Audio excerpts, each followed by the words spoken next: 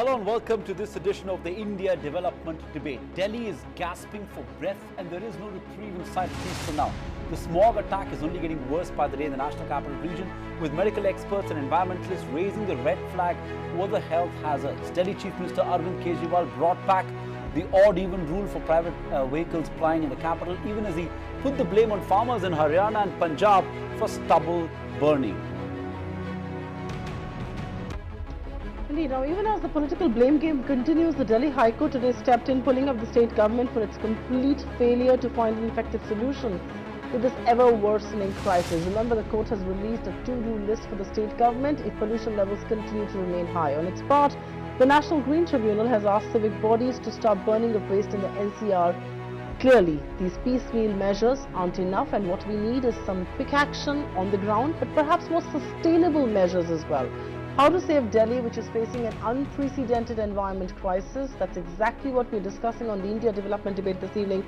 I'm Supriya, Shrinate, and joining me in Mumbai is my colleague Sandeep, Gurumurthi. And there's a reason why we've decided to step out of our comfort zones. We discuss issues of economy and development, but I think this one's important because this is about the air that you and I breathe, and which is why you should be glued in to this show. Joining us right here on this evening, very, very special panel, Richa Pandey, National Spokesperson of the Aam Aadmi Party, Narendra Taneja, spokesperson of the BJP. We've also got Vivek Chattopadhyay, Air Pollution Control Unit, Center of Science and Environment, Madhavan Narayanan, Senior Editor, and of course Arvind Kumar, Chairman and Lung Surgeon of the Gangaram Hospital and founder of the Lung Care Foundation, Pallavi Iyer, journalist and author of Choked, Everything You Were Afraid to Know About Air Pollution. All of them joining in right here. So thanks very much each one of you for being with us. We'll take it forward with Pallavi Iyer then. And Pallavi, just before we go, we have to talk about what has happened in the last 2 years. Diesel SUVs have been banned, odd-even scheme has been imposed, sale of firecrackers has been banned, industries have been shifted out of Delhi, work stoppages have been imposed at construction sites. Yet pollution in Delhi is what it is. We are dealing with an emergency situation. People are panicking. Are all these measures inadequate, or are they not sustainable solutions that have been put forward?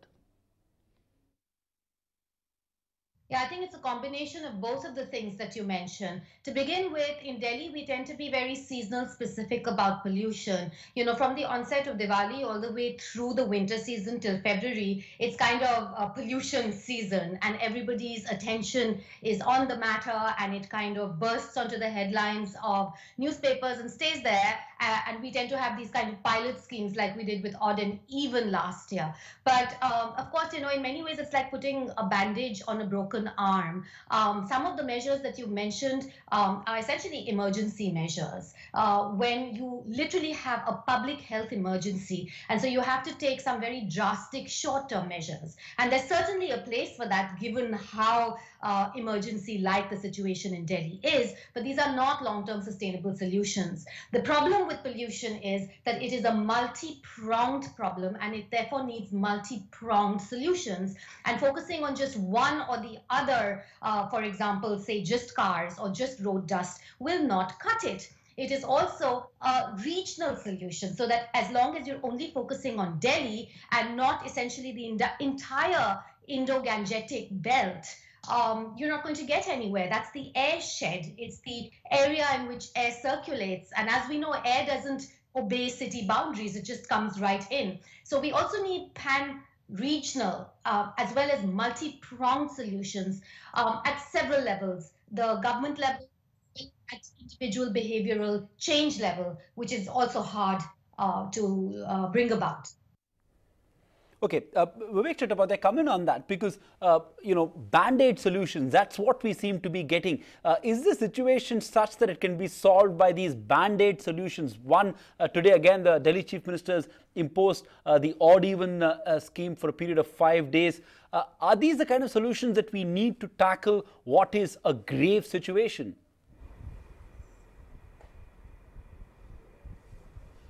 See, there are two aspects of this action that everyone is noticing. One aspect is which requires long-term planning and implementation. For example, why we are not able to improve the public transport? Because we don't have the buses. Buses cannot be brought in a day or two. but definitely you can hire few buses, but Delhi needs 11,000, 10,000 buses. NCR scale, you need to strengthen the public transport. There have been talk about like use of polluting fuels in industries, very old and dirty technology used in brick kilns, and now the interventions have been made to enforce only the zigzag kind of technology in brick kilns, ban on furnace oil and pet coke. So I think we need to group the strategies which are part of the long term solution and which definitely has to go beyond this winter also to in order to see the impact. But this situation requires some drastic actions like this odd and even or restriction on trucks which are not carrying the essential goods and several other measures. So I think there is no other solution, but one issue that always matters, that this regional issue is not being tackled, and always there is like tussle between and like nobody finds a strategy to deal with how to have a interstate coordination. So central government definitely needs to play a major role rather than just having few minutes meetings with the states. We need to have a programmatic solution that how Punjab, UP, Haryana, Rajasthan and Delhi all together work and implement the issues, because Delhi cannot remain in isolation having clean air. We are sharing the same air shed, and this points out that we are failing either at the regional scale or at the city scale, and this situation arises every year.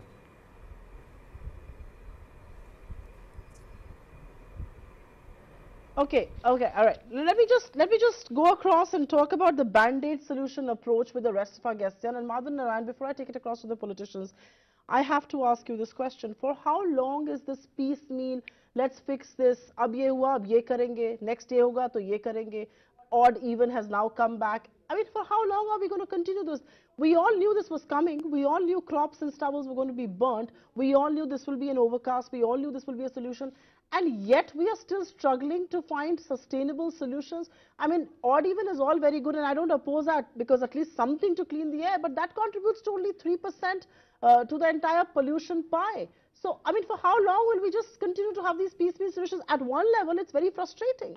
Yes, it's more than frustrating, if you ask me. I've been looking for little bits of data that have a telling insight into what's really going on. One bit of data is that Arvind Kejriwal, Chief Minister of Delhi, asked to meet the Punjab Chief Minister, and he's refused a meeting. Look at that. Second thing, we have the Urban Affairs Minister at the central level talking about what the Delhi Metro should run more trains. So these are piecemeal solutions, and Kejriwal's government, with all good intent, reintroduces odd-even scheme for 5 days. But what is missing, which is the dog that did not bark in this story, which is that there is no nodal agency.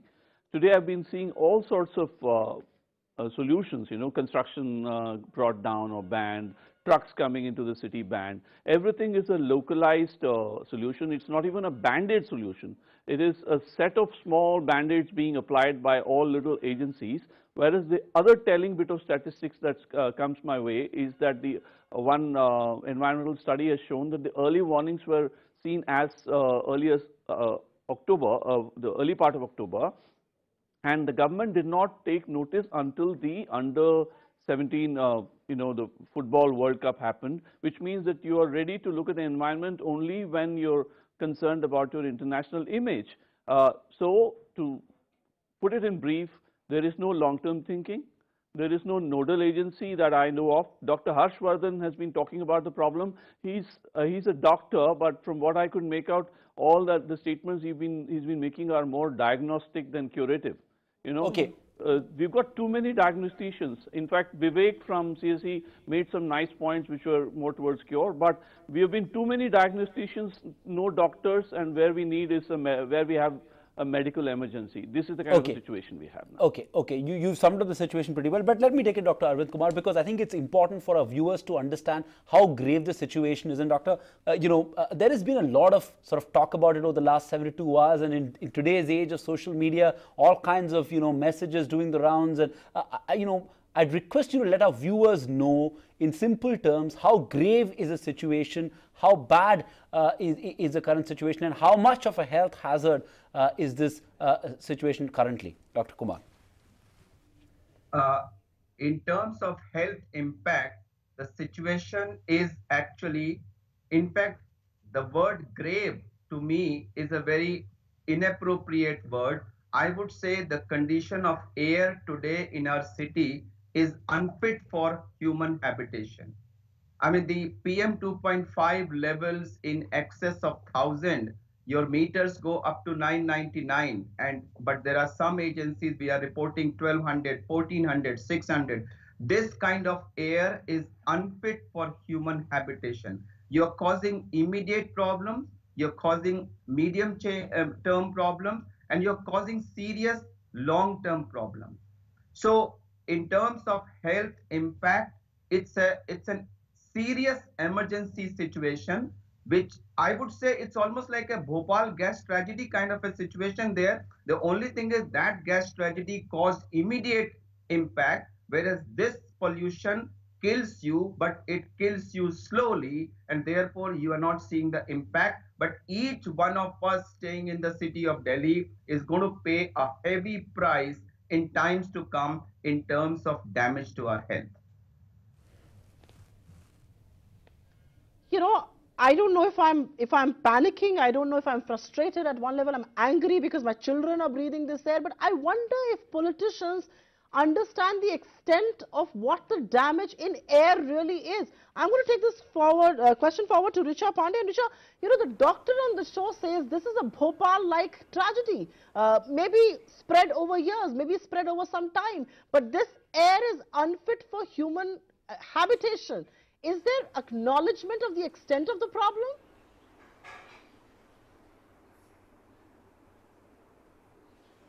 Yeah, Supriya, the grim apocalyptic sky hovering on the Delhi, NCR and the Indo-Gigantic plain per se is really, really worrying.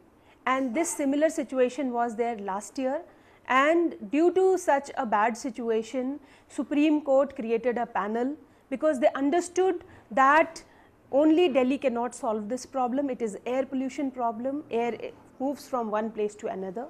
So all the states, nearby states, Haryana, Punjab, Uttar Pradesh and other states, there are 17 agencies which are involved in implementing of air pollution, in controlling of air pollution. And those 17 agencies report to different political organizations, different bodies. So they were brought together and a graded action plan, a GRAP, was kicked up in February 2017. Since February 2017 till now, GRAP under the monitoring of EPCA, the chairman of which is Dr. Bhurelal and the secretary of which is Sunita Narayan, they have been fighting and they have been working on air pollution since last 19 years through EPCA. They were monitoring this whole thing. They laid out milestones, they laid out notifications for different respective agencies. All the agencies were supposed to work together. Most of them have worked also, some of them have not worked. With respect to Delhi government, whatever we had been asked to do, whether it is banning of crackers, closing down and shutting off the power plant at some point of time, banning of diesel gensets, entry of vehicles controlled. So these points were given to us and we did that. Now the situation is so severe that we have to take the short term measures which you are saying, the odd even, closing of schools. Unfortunately, it is better than last year, but it is still very, very severe. And Delhi is a landlocked state. It cannot prevent air pollution. If the air is, if smoke is coming from we understand that, burning and stubble burning from Haryana, we understand that, from Richa Punjab, Pandey, I'm just going to interrupt you. We understand that. Then it will come to Delhi. Sure, Richa Pandey, I think everyone here understands that. We also understand the Supreme Court monitored panel has recommended not one, not two, but 90 steps. I'd like to see how much of action has been taken by various governments. We don't want to politicize this debate, but Naren Taneja, coming to you first. Over the last 3 days, there have been 24 press conferences, at least the ones that I have counted, of various, ministers on the issue of demonetization. Okay, I'm sorry. What do they call it? Anti-Black Money Day. That's right? Anti-Black Money Day. 24 press conferences on the issue of Anti-Black Money Day. Is there seriousness in the central government on the issue of pollution in not just Delhi but the entire northern India? Is there acknowledgement of the crisis, and what steps has the central government taken to fix this problem? Well, these are demonetization, and this is a totally, these are different issues, This has been what we are witnessing today around in Delhi. So and what propagating we are demonetization, have you showed on this matter is what I'm asking. Please go ahead, sorry. No, these are two different issues. I mean, you can ask this question, but these are two completely different issues. What we are talking about, we are discussing the issue today has been in the making the last 10 years. The price we are paying today, and I'm one of them who is also paying the price, is for neglecting the issue for the last 10 years. It has been going on. You see, and basically allowing dieselization of Delhi's economy, NCR's economy, UP's economy, Punjab, Haryana's economy, and so on and so forth. But as far as when we came to power, we basically realized we got to do something about it, and something very drastic, and and we started working on a structure. So a long term is, that's why we are committed for Delhi. All the big metros we are going to introduce now, that's going to mandatory EVs. Electric mobility means Delhi, petrol car, diesel cars will be out of Delhi, out of NCR. That's long term, and we have started working. There is a cabinet committee in place, and we have started moving in that direction. Similarly, we have taken the decision no more coal-fired power plants. Except for the power plants which are under construction, we are not going to construct any more coal-fired power plants. This is all part of the same structural initiative we have done. Number 3, we have said we are moving in the direction of gas-based economy. No coal, no diesel, no petrol, gas-based economy as well. So, and we have signed the Paris Climate Deal, which means by 2030 we will reduce our dependence on fossil fuels by 40% within the next 4. So these are the long-term plus medium-term. Short-term, what we are doing is basically collaborating with various governments and also getting them on board so that we can deliver the short-term solution as well. You see, so that people are healthy enough to wait for the medium term, the long term. The problem we face in Delhi is that we have to go by the constitution. As far as Delhi is concerned, the entire initiative has to be anchored by the Chief Minister of Delhi and the government of Delhi. Only they can do it. If we really take our own initiative and bypass them, they'll go to Supreme Court, they'll go to media, they'll start complaining. No, we are not a mute spectator. Central government is very active. Even today, this morning, there was a meeting on this. Dr. Taneja, I have a lot of respect for you. But are you going to deny that the central government is being a mute spectator to this? And would you have had the same attitude if this was happening to a BJP-led state government? Because this is up, I wonder if this is being politicized, but I'll leave that thought with you and the viewer. I'm going to take this across to Pallavi Iyer. And Pallavi, the question really is what has probably escalated the situation, obviously, once again, is the crops being burnt, the stubbles being burnt in neighboring Punjab and Haryana. What is the practical solution to that? I mean, is this going to be political will? What is a viable means where the states can perhaps find an economically viable solution, an alternative to these crops burning, which is aggravating the situation? I mean, there's one thing to look at the plight of the farmer. Yes, we do. But there's another thing to be breathing in this toxic air. I'm not an expert in the area, but as far as I can see, governments, state governments, national governments have budgets to deal with health emergencies. This is a health emergency. So you have to have a certain amount of budget available and then find out the most economically viable way to deal with the problem. It could be as easy as paying them not to burn their crops. I don't believe that it's a huge amount that you would actually have to give to each farmer ultimately. You could come up with certain kinds of technologies that make it so that the waste is not produced in the quantities that it is produced today. So there can be technological solutions, there can be certain subsidies that are given to farmers. I mean, we are a democracy. You have to find a sustainable long-term solution in which you have everybody on board, and this will include the farmers. So you can't sort of in a draconian way impose something on them. But certainly there are solutions and ways forward, and we are looking at a public health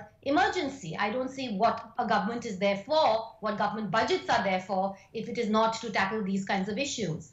Vivek Chattopadhyay, this sort of everyone realizes this is one of the key reasons for pollution, why the situation is escalated right now. What's the problem? Is it lack of political will, or is it the fact that, you know, we need to have more economically viable model to solve this problem? State needs more resources to be able to pump in to subsidize farmers, or maybe subsidize equipment. What is a sort of long-term solution to this problem of crop burning?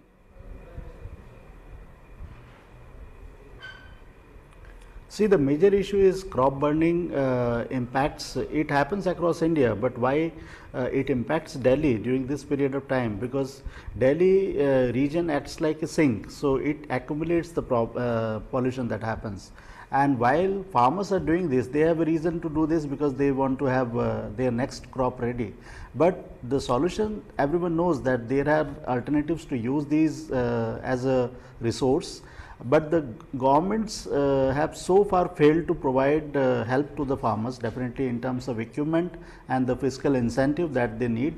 And if the Punjab government always says that they don't have the money to support the farmers, so I think from this there has to be a collective effort by the central government also to come up and help the farmers.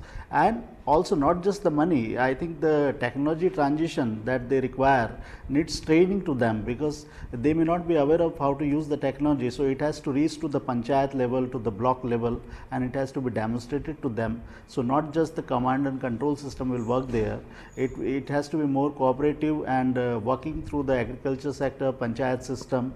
And it has to be a year-long exercise in order to see the impact during the winter, because if we leave it during the winter only for that period, then the solutions are very difficult to implement. So certain short-term measures cannot be taken until there is a preparedness and there is a foolproof plan, and we see that on the ground. So I think this is lacking, and this is one of the reasons that crop residue burning remains a major issue during this period. But other issues are also very important, because once you deal with one problem, then other problems look bigger in the pie chart or in the ratio. So definitely all other efforts also has to go on, because we cannot say that only one problem has to be dealt. So it has to be multi-pronged, and regional approach we have to take, and state coordination has to be institutionalized, so that it's not be knee-jerk. Yes. Yeah. Right, Vivek, you've raised a valid point, but I think Dr. Kumar has a point of view there, and I'll go across to him before we take this debate forward. Dr. Kumar, go ahead. I want to ask this question to all my fellow panelists from various parties. We faced a similar situation last year, and we knew it was a combination of various factors where crop burning was playing a major role. Right. And I want to ask them that over a 1-year period, everybody knew that if this crop burning is not stopped, again this problem will occur. What steps were taken to prevent this from occurring? Last year also we were discussing the same thing, and unfortunately 1 year later again we are discussing the same thing. Okay, let's take it. That's a fair question you're asking, and to the political representatives on the panel, that's the anguish of citizens of Delhi, and he's speaking there not as a doctor but as a citizen of Delhi. I'm going to let both Richa Pandey and Narendra Taneja, representing the state government and the centre government, to take that point. It's the same issues we're debating that we discussed a year back, the same solutions we're debating that we discussed a year back. Why could we not arrive at these solutions a year from now? We all know what the solutions are. There are 90 steps has been put out by the EPCA. Why could we not move in a more aggressive manner in finding these solutions? Richa Pandey, you go first, and then I'm coming to Narendra Taneja. Right.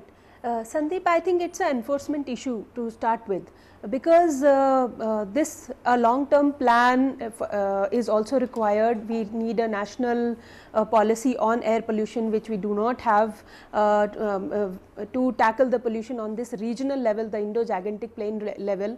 But having said that, if I come back to Delhi level, there is MCD in Delhi which is burning garbage, which is burning landfills continuously 24 hours a day since last so many years. So there is an enforcement issue there.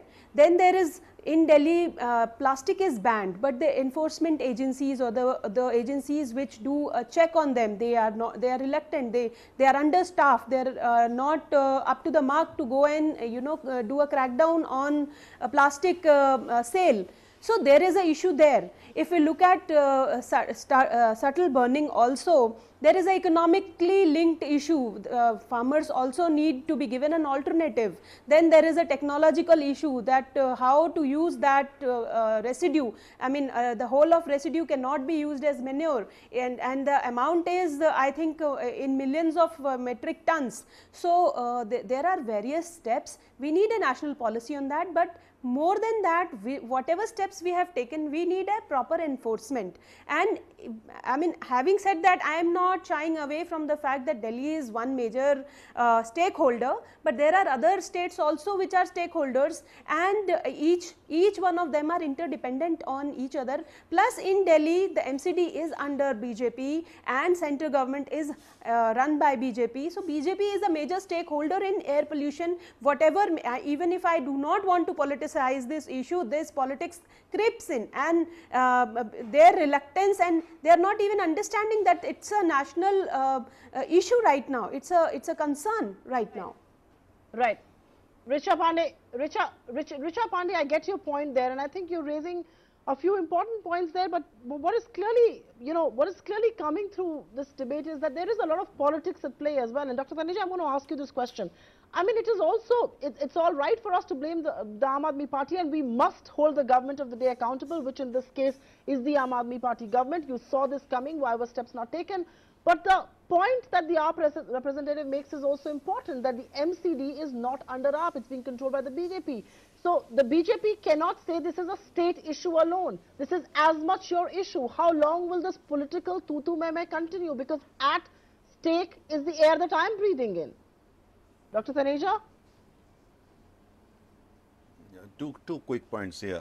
Yeah, 2 quick points here. You see, under the Constitution, the responsibility when it comes to issues like what we are discussing is with the Delhi government.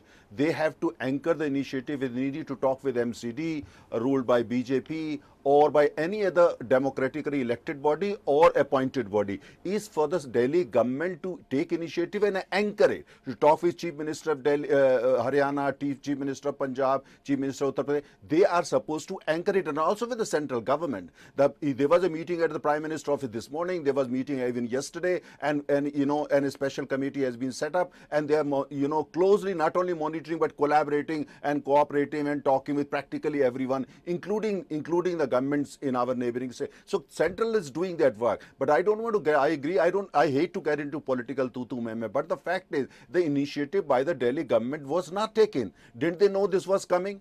Why couldn't they kind of convene a meeting, a chief minister of all the neighboring states, MCD and all other agencies, let's say two or 3 months in advance, or at least 1 month in advance? That was not done. Please they were more busy approaching Raghuram Rajan, then come and join Rajya Sabha and those kinds. So I don't want to get in those petty issues. But the bigger point is that when it comes to I would not accept this. I would not accept this. We have been collaborating. Please do not politicize this issue. This is a very serious issue. No, please do not. I would not accept this kind of issue here. Okay, no, please do not. Let's have a civilized debate. Okay, we don't want this to be a political debate. This is not one of those channels where people come and scream and shout and go away without making any sense. Let's not do that. Richa Pandey, I'm going to interrupt you. Richa Pandey, I'm going to interrupt you. Madhavan, this is coming your way. Richa Pandey, just give me a minute. Madhavan, the fact of the matter, the problem is that, people still don't have their skin in the game. We don't vote people out of power on account of issues like pollution, on account of issues like environment. We still vote for Bijli, Sadak, Pani, inflation, demonetization, caste, whatnot. Right? People don't vote governments out of power for reasons like this. How do we sort of have a situation where people, political parties across the spectrum have their skin in the game? You spoke just a short while ago about the need for having some sort of an empowered political authority. Is that the way forward? Have a representative from the center, maybe the Prime Minister chair that body, chief ministers of needed states, and let them look at implementation of policies like this, specific recommendations, whether it's to be done by Ministry of Petroleum and Natural Gas, Ministry of Urban Development, State Government of Delhi. Look at each point. Is that the way to move? Is that the way we can implement these recommendations that Dr. Kumar spoke about? Because otherwise we'll just go round and round. Absolutely. I think you made some interesting points, sir. Let me be a bit more specific. I think, they say in business that culture eats strategy for breakfast. I can say that in public policy, economics eats ecology for lunch. So there is a fundamental primacy of economics and a growth-oriented economics, which is recklessly creating various issues such as Delhi smog. I must say that whether it's the floods in Chennai, whether it's the Girnar burning problem in Mumbai, or the garbage problem in Delhi, I see it as all interlinked to one major issue, which is high economic growth and aspirational lifestyles, which need to be checked. Now, most of the solutions coming out are in silos with a buck passing game. So we need a nodal agency for three kinds of actions. One is long-term economic planning that will factor in economics, ecological issues majorly going forward, because we've had 25 years of 7% or 6% economic growth with a cumulative impact. Second thing is, most of the committee, Dr. Taneja spoke about a committee of secretaries meeting today, but this problem was anticipated 6 weeks ago. Therefore, we move from a reactive mode to a proactive mode. And the third point to remember is that a state government being an anchor, and that too Delhi, which doesn't have an extraordinary amount of statehood, will essentially cannot make a meaningful anchor. Therefore, the nodal agency necessarily has to be somebody which has some authority. What kind of a nodal activity can a Delhi government perform when you write to the Punjab Chief Minister and doesn't respond? Somebody needs to have not only a skin in the game, but a certain authority that goes beyond moral authority into actionable power. And last but not the least, we need to have what I call a green growth approach, where all growth issues are harmonized with green concerns. And in doing that, there has been an absence of politicization of the issue in a positive sense of the term. So what we need is a political approach where political parties will sensitize citizens on the one hand to be more responsible and less obstructionist. The stubble burning is a classic example where Manohar Khattar has said that some 250 farmers have been fined or not. But these are like tinkering measures, just like odd even schemes. What we need is a clear-cut carrot and scheme regime, in which carrot and stick regime, in which public opinion must tilt against those that do not comply. So there's a huge compliance issue, and all those nice issues about electric vehicles coming in look like long-term solutions. But we have to create short, medium, and long-term solutions together with meaningful nodal agencies having actionable authority with a very brilliant system of public opinion where there will be something, I'm maybe sounding like Bollywood, but we need somebody to come out on the street and say we can't stand this tutu meme. Okay, no standing this tutu meme, but I think Pallavi Iyer also shares very much your sentiment. And Pallavi, I'm going to quickly throw this to you, because I think in a previous conversation once you had mentioned, do you also see merit in this empowered political authority with representation from the center and the states that can perhaps monitor implementation of these sweeping reforms that have been recommended? Well, you certainly need a very strong EPA, like an Environmental Protection Agency. That is what the United States instituted in the 1970s. And China has also followed that model. Not only does it have an EPA at the national level, it tends to have it at the regional level, at the sub-regional level, at the city level, and sometimes even at the district level. What are these companies doing? They're sort of setting certain air standards. They're making targets for what the quality of the air should be, and trying to ensure that those targets are met. They have monitoring stations, so at least there's information available. One of the big problems with India is that just the basic information is not there, because we don't have enough pollution monitoring equipment out there. So other than cities like Delhi, which are very over-resourced, the rest of the country is a blank hole, and probably Delhi is the tip of the iceberg. So it's very important to have empowered environmental protection authorities that actually have real power to, for example, fine or in other words, punish violators, corporate violators, and also to incentivize bureaucrats. Bureaucratic incentives become very important. Before I go any further, I think I want to talk about the national consciousness of this country. Do we wake up to this problem just once in a year, debate on this, show our angst, show our frustration, and then we come back and we waste time and we then go back to discussing this a year later. Vivek Shivadya, let me ask you this question. You represent the CSE here, Vivek, and I'm going to ask you, is this a problem that we wake up to only once a year? And this requires more collective national consciousness. This can't just be a matter of a television debate or bashing politicians or getting experts, but this has to be collective consciousness of this country as well. Yes, definitely, because every time when the crisis reaches to a situation when it is visible to the people and it is very threatening, then all the debate it starts. But definitely air pollution is not an issue which can be solved in a day or in a season. It has to be a like collective effort going throughout the year through various programs and mechanisms of governance, implementation, you need technological interventions and everything. But there has to be a national policy that India has to, like all the countries have declared their clean air action plan, that how and when they are going to meet the clean air targets and by which year they will reduce how much of the pollution. So I think once you have the national level declaration that okay, we are going to reduce and achieve clean air standards in so many cities by so many years, then people associate with this. Otherwise people somehow like it goes away from the public imagination, but the action has to go on. Definitely people may have different priorities, but this action cannot remain one silent thing. So I think it's very right that we need to have a national level like consistency on this issue. Comment on that. And as a citizen, you know, what is it that you think will take for it to shake the consciousness of people at large, that will force the political establishment to be more accountable and also force individuals, citizens of the city of Delhi to be more accountable, to think about the environment? I mean, you know, I know in Mumbai, living in Mumbai, how many top executives take the train to travel, you know, in crowded suburban trains from Borivali in the suburbs to Nariman Point in South Bombay. How many people take the metro in Delhi? How many vice presidents and CEOs take the metro in New Delhi? Is it also a sort of cultural issue? The fact that citizens also need to play their part when it comes to safeguarding. You know, we can keep blaming the politicians, but do citizens also need to wake up to this challenge? Dr. Kumar? Yeah. So, okay, sorry.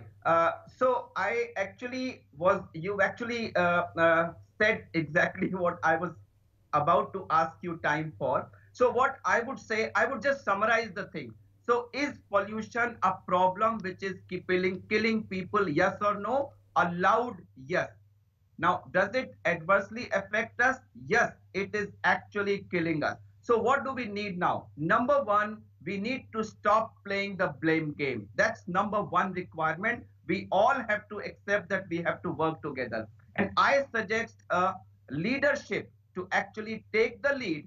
I would again repeat that I would love to see our honorable dynamic Prime Minister and the Chief Ministers of the involved states, UP, Haryana, Punjab, Delhi, together on a platform announcing that yes, on pollution issue which is killing people, they are together. I think it will send out a wonderful message that yes, our political leadership is worried about the health of the people, worried about this problem. I would go one step further. Through this platform, I want to make an appeal to all the religious leaders cutting across religions, Hindu, Muslim, Sikh, Christian, all the religious leaders. You have huge followings. There's hardly anyone in this country who's not attached to one or the other religious group. And for them, diktats or advice from the religious guru is like an order. So if all our religious gurus start telling people, it will help. And largely, I appeal to people of this country that we have to take ownership. Instead of asking what the government is doing, let us all say what we are doing. If we start taking small steps, I think we'll be making a big difference. Right. I can't disagree with any of the points that you've made, because I think the onus to clear our environment and to preserve it and to clean the air that we breathe in cannot just be a state subject. It just cannot be the domain of the government. It has to be an effort by the citizen of any city, and I think as citizens of Delhi, we've perhaps failed our city. But I will still ask a, ask a question of the government representative here. And Richa Pandey, the Supreme Court had ordered 10,000 CNG buses to be plied in Delhi. And I urge a lot of people to take those buses, to take those metros that a lot of people are not doing. But you know, even then the Supreme Court had asked 10,000 buses to ply in Delhi. The number of buses on the Delhi roads are only 5,000. Not a single new bus has been purchased or acquired after the Commonwealth Games that were held in the city. Is that apathy? Is that callousness? I mean, what explains that? Do we not, I mean, we can blame the citizens for not opting for public transport, but is there enough and adequate public transport for them to turn to?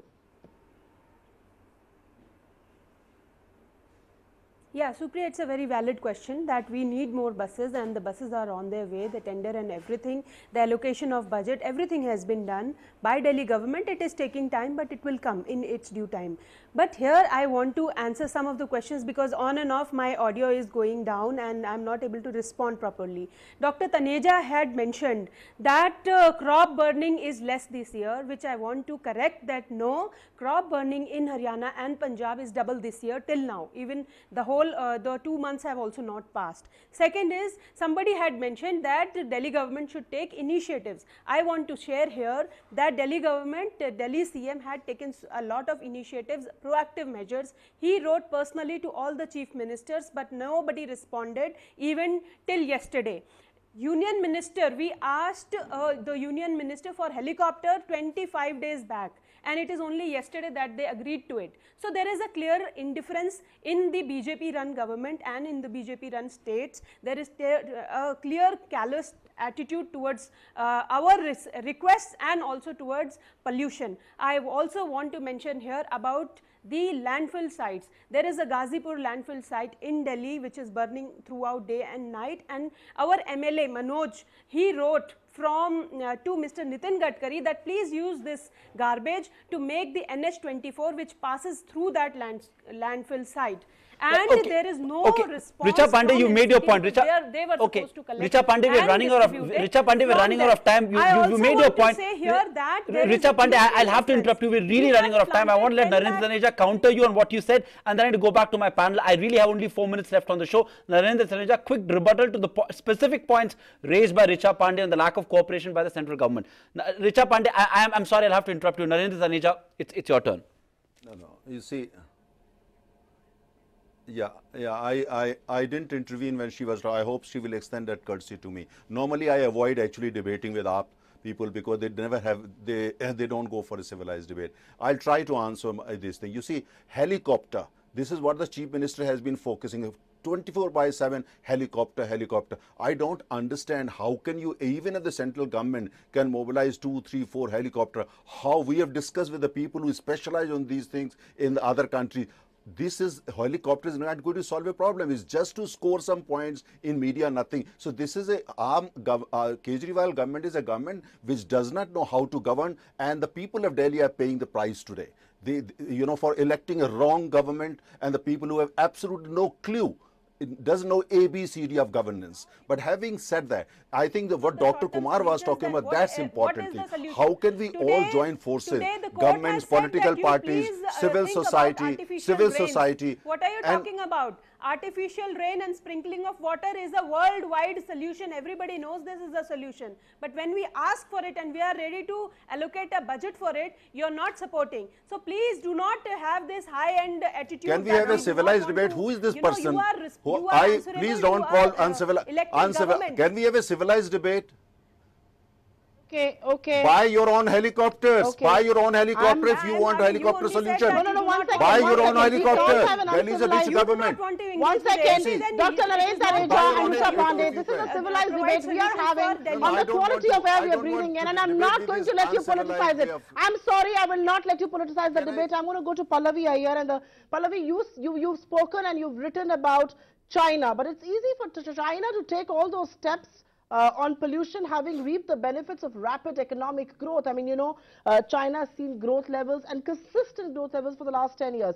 How does one balance the trade-off between environment on one hand and industrialized development on the other? You know, for a country like India, what should dominate our development agenda? I mean, it's easy for China to do it because they've seen such rapid strides in growth. We haven't.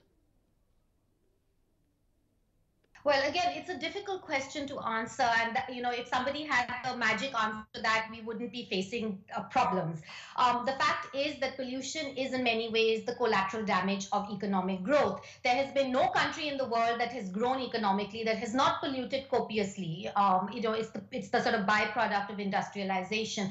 However, China has been actually taking steps towards combating pollution for quite a long time. I would say for at least the last 2 decades. It began in the late 1990s. It stepped up its efforts in the early 2000s, even though it really became very serious from 2008, from when Beijing hosted the Olympic Games onwards. So it has been a kind of a long slog. And the entire last 20 years, you will see a sort of negotiation process going on between the environmental ministry and between the ministries that are in charge of manufacturing, GDP growth. And it continues to remain contested terrain. It's not as though these problems have been solved. I think, some of the solutions are technological, because we do have technologies available today that we did not have, say, 100 years ago when the countries of the West were undergoing industrialization 100 or 200 years ago. We also have a lot more information available today. We have, for example, pollution abatement technologies that can be instituted on coal-fired plants. We can make clean coal, which gets rid of 90 to 99% of the sulfur dioxides that are released. We can have higher car emission standards than we could in the past, which really reduce the emissions of nitrogen oxides and ozone. So there are technological solutions out there, and we also have a better understanding of the human and health costs of pollution, which are also economic costs and have to be weighed against GDP growth. Okay, I'm afraid I'm completely out of time, so I'm going to let Dr. Arvind Kumar have the last word. Dr. Kumar, for citizens of Delhi and neighboring areas who are watching this show, very briefly, what is it that you'd advise them to do to protect their own health? What is it, given you're saying it's not even alarming, it's worse than alarming, the situation in pollution, what is it that you'd advise citizens of Delhi to do to protect their own health in this situation? Yeah, so stay indoors as far as possible in the morning time till actually the sun rises, because that's the time when all these particulate matters and gases are highest in the concentration. Right. And if you have to go out, please do use a mask, an N95 mask, which is properly fitting. It's not a total fail-proof situation. It's not going to protect you completely, but wearing a mask is better than not wearing a mask. Avoid outdoor activities for children. Do not let them run, because when they run, they inhale more air than they would when they are sitting. So these are some of the measures that you can take in morning time. Otherwise, if you are going out, if you are breathing this air 24/7, which you have to 25,000 times a day, there isn't much that you can do to protect yourself actually. Very solid measure is not there. These are all small measures, but certainly these are better than not having. And allow me to again appeal that I would love to see the day when our Prime Minister and these involved chief ministers stand together on one platform, hold hand and say, dear citizens of the country, this is one issue which is killing a large number of people, and on this issue we are all together and we will take steps. I also want the religious leaders to say it in strong words that each countryman has to take Dr. ownership. Kumar, you made that point before. Madhav Narayanan, in the last 30 seconds of the show, I want you to answer the question, is pollution political enough for political leaders to come on the same platform? Sadly, it is not, and even today's debate showed the level to which we can sink. I'm sorry to say this, but we have to rise above these carping. We have to make it, we've got to add a shade of green to our political discourse, and this can be done through what I call a common but differentiated approach, not just in climate change talks in the world that India is doing, but even between Bharat and India. But, we have to find common cause with farmers and urban citizens and the rich and the poor, so that there is a certain amount of social consensus. And I know forums like this, India Development Debate, do build that, and we need to take that forward. But I think we should start giving negative marks to any politician who tries to politicize this issue. It's time to add a shade of green. But on that note, I think we're completely out of time. Thank you so Go ahead, much. Sandeep. Thank you so much, Dr. Arvind Kumar, Narendra Taneja, Richa Pandey, Dr. Vivek Chattopadhyay, Pallavi Iyer, Madhavan Narayanan, for joining us with your thoughts and perspective on the India development debate. Like Madhavan Narayanan said, it's time to add a shade of green to our political discourse. Couldn't agree more. Thanks so much, each one of you, for joining us on the India development debate. Keep it for ET Now. News and analysis follow up next across the stock.